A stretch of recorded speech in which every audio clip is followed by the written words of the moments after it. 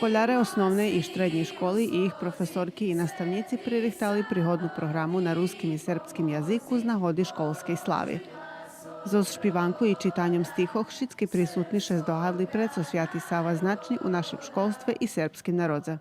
Treba všetky, že by sme ho upoznali, ponieważ prirosnaca ho nie святитель, hej, takže нам treba, že by sme upoznali jeho drahu, a Srbom to už poznáte, takže i oni treba, že by še, jak говори, повторили toto i označili jeho robotu.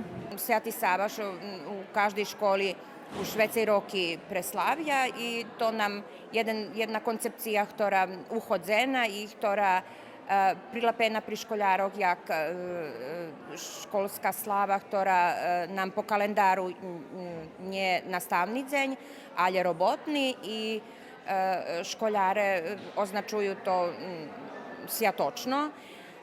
Izos programku, a izos rezanjom svetosavskog kolača, ljebo hljeba i poljivaju zos vinom. Na obrijadu lamanja slavskого kolaču boli pravoslavni svjašćenik, co praksa i u drugih školoh.